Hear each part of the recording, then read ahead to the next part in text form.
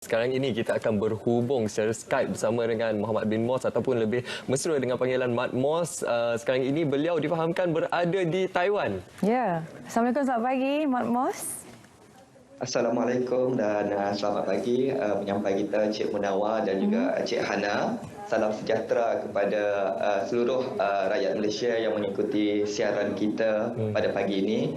Dan saya pastinya ramai peminat-peminat sukan basikal juga bersama kita pada pagi ini, insya-Allah. Dan terlebih dahulu kami pastinya ingin mengucapkan setinggi-tinggi tahniah kerana berjaya mengharumkan nama Malaysia sekali lagi. Dan kita sedia maklum untuk pengetahuan penonton, Mat Mos merupakan pemegang dua Malaysia Book of Record. Kalau yang pertama tu di Malaysia dan yang kedua ini rekod dia dicipta di Taiwan. Mungkin untuk permulaan ni boleh ceritakan berkenaan rekod yang kedua ini, iaitu sebagai rakyat Malaysia pertama terpantas berkayuh dalam masa 24 jam di jelajah Taiwan. Assalamualaikum warahmatullahi wabarakatuh. Rekod saya yang kedua iaitu rekod terpantas untuk kayuhan sejauh 510 km dari titik paling utara di Taiwan iaitu rumah api di Fenghushui sehinggalah ke titik paling selatan di Taiwan iaitu di rumah api Ilwan-B di Kenting sejauh 510 km. Dilaksanakan diadakan pada 28 Februari yang lepas.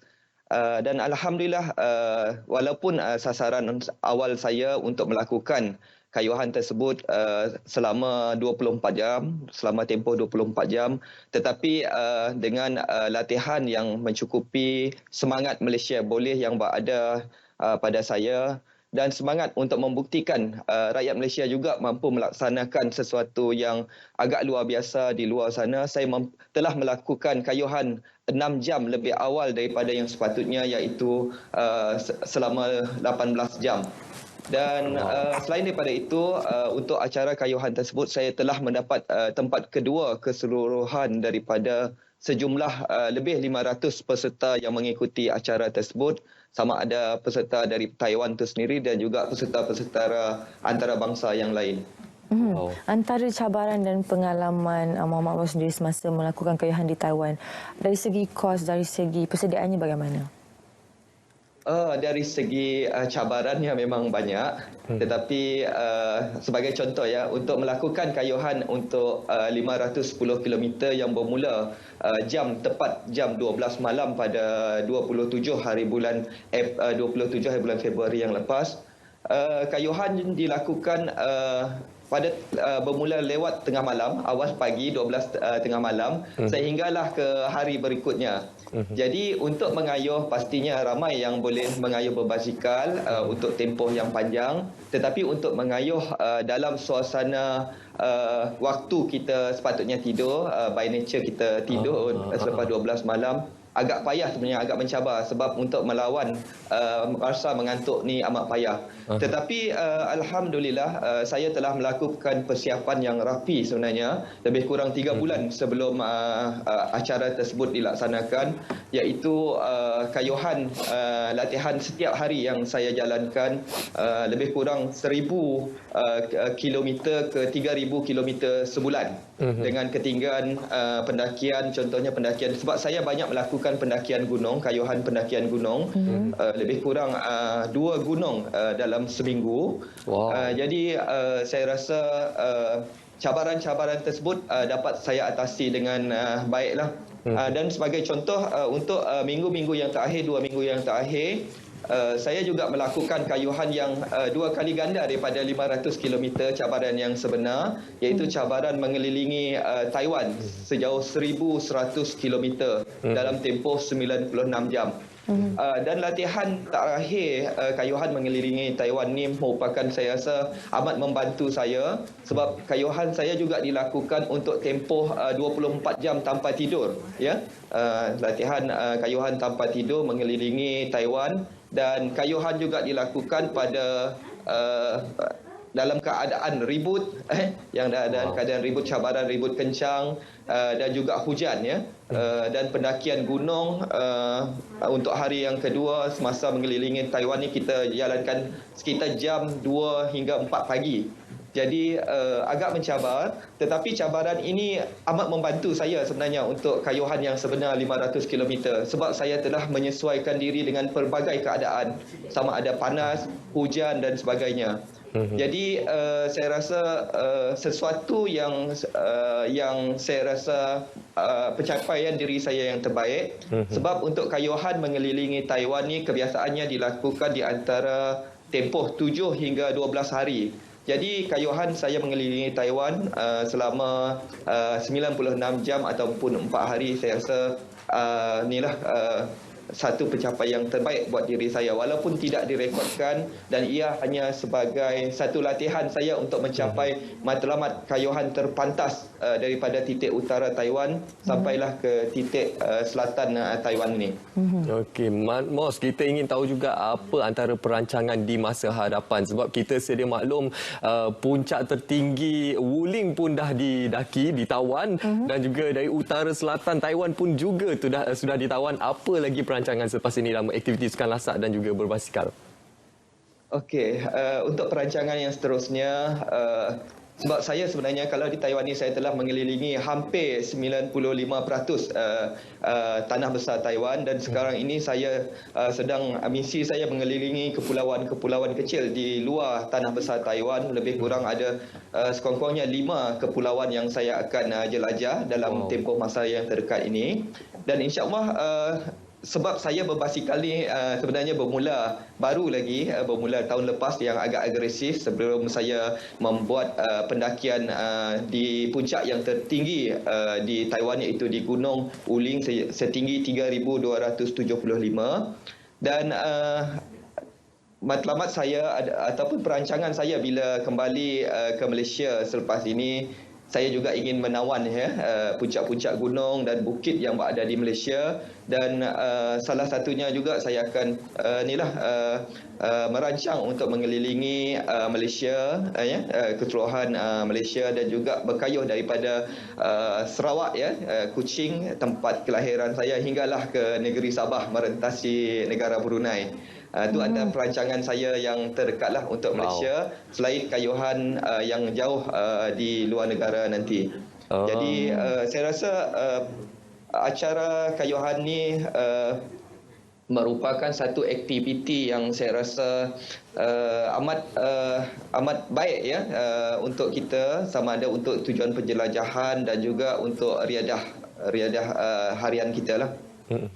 Ya, itu dia asal Sarawak, orang Kampung Menawar sebenarnya. Sip balik Sarawak kita dek. Keadaan sekarang ni tidak mengizinkan dengan keadaan COVID yang berada di tanah air dan juga di tempat-tempat lain amat menakutkan sekarang ni kalau tengok keadaan di Malaysia. Dan alhamdulillah kalau di Taiwan ni keadaan kami di Taiwan ni kehidupan seperti biasa, dan keadaan COVID sangat terkawal sebenarnya. Kalau dari permulaan awal COVID pada tahun lepas, sehingga sekarang ini kes purata hanya kurang daripada 1,000 kes, dan penularan tempatan sangat kecil lah. Cuma di tempat-tempat awam kita masih lagi penguatkuasaan penggunaan topeng muka dan sebagainya. Dah berapa lama dah menetap di Taiwan sekarang ni? Untuk sekarang ni saya telah berada di Taiwan selama 4 tahun, dan bermula 4 tahun mengikuti pasangan saya yang berkhidmat sebenarnya sebagai kaki tangan kerajaan Malaysia di Taiwan ini.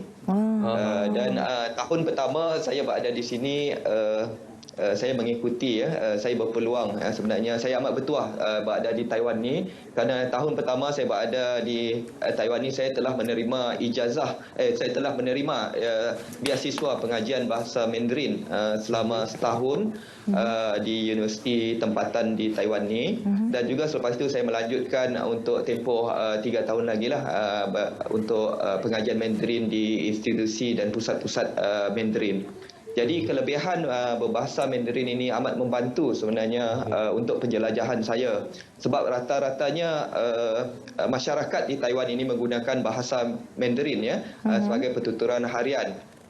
Jadi bila saya boleh berkomunikasi dengan baik ya dengan bahasa Mandarin, amat mudah ya untuk saya, khususnya bila saya menjelajah di kawasan-kawasan pedalaman, di kawasan pegunungan dan sebagainya. Jadi komunikasi berbahasa ini banyak membantulah ya. Dan saya rasa bertuah dengan kemahiran berbahasa berbahasa Mandarin ini yang saya dapat di bumi Taiwan ini. Alhamdulillah. Cik Mat Mos, kami ingin juga bertanya berkenaan situasi Ramadan di Taiwan bagaimana? Bagaimana situasi berbuka puasa? Adakah bersama dengan rakan-rakan yang dari warga negara Malaysia juga di sana? Bagaimana? Situasi Ramadan di sini sebenarnya kalau dibandingkan dengan Malaysia, di Malaysia jauh lagi baik. Dan sebab Muslim di sini adalah minoriti, jadi kita tidak adalah kemudahan bazar yang besar seperti di Malaysia. Cuma kita juga melaksanakan ibadah tarawih ya, solat tarawih di masjid setiap malam. Dan juga aktiviti berbuka bersama teman-teman Malaysia dan juga rakyat Malaysia di sini. Jadi saya rasa tidak banyak bezanya, cuma kemeriahannya pasti lagi terasa dengan pelbagai cuadah di bazar Ramadan yang saya rasa amat merindui suasana berbuka puasa di Malaysia dengan martabaknya, roti johnnya, nasi kandarnya yang saya rasa kita tak jumpa di sinilah. Jadi saya rasa inilah satu kelebihan berada di bumi Malaysia, tetapi pengalaman di luar negara suasana berbuka puasa ataupun menjalankan ibadah di luar negara juga tidak kurang baiknya, sebab kita dapat mengenali masyarakat tempatan, bagaimana masyarakat tempatan melaksanakan ibadah puasa mereka. Sebagai contoh, beberapa hari lepas ya, pada minggu ini diadakan satu aktiviti Islamic Cultural Week, di mana masyarakat tempatan ya, khususnya di Taiwan ini didedahkan bagaimana orang Islam ya, Muslim melaksanakan ibadah harian dan sebagainya. Dan semasa kami menunaikan solat tarawih di tempat yang terbuka dengan azan dan sebagainya, kami dikelilingi dengan masyarakat tempatan dan Muslim yang ingin tahu bagaimana masyarakat Muslim ni, orang Muslim ni melakukan ibadah solat, berbuka puasa bagaimana, dan mereka bertanya macam mana berpuasa, lapar ke, dari pagi tak minum dan sebagainya. Jadi itu saya rasa salah satu pertukaran budaya, bagaimana kita memahami penduduk setempat dan juga memperkenalkan budaya Malaysia kita di luar negara ini, tuan.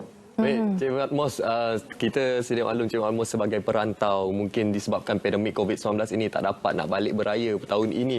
Mungkin ada ucapan yang ingin disampaikan kepada ahli keluarga yang berada di Kuching, Sarawak ketika ini. Terima kasih Cik Munawar. Jadi saya ingin mengambil kesempatan ini untuk mengucapkan selamat menunaikan ibadah puasa, dan tidak lama lagi kita akan melaksanakan merayakan Aidilfitri dalam keadaan yang agak mencabar ya, untuk 2 tahun ini dengan suasana COVID. Jadi saya ingin merakamkan setinggi-tinggi penghargaan dan terima kasih kepada seluruh rakyat Malaysia, khususnya kaum keluarga yang berada di tanah air, khususnya di Bumi Kenyalang, di Kuching, Sarawak, dan juga di Semenanjung Malaysia, di Temerloh, di Port Dickson dan sebagainya. Dan juga tidak lupa juga saya ucapkan kepada seluruh peminat dan juga penyokong saya yang banyak menyokong saya semenjak saya berkecimpung di dalam arena basikal ini di serata tanah air, yang tidak putus-putus memberi ucapan setiap kali saya post mengenai aktiviti kayuhan saya di Taiwan ini. Jadi saya ucapkan terima kasih amat terhingga kepada semua peminat, penyokong dan juga ahli keluarga di mana juga berada.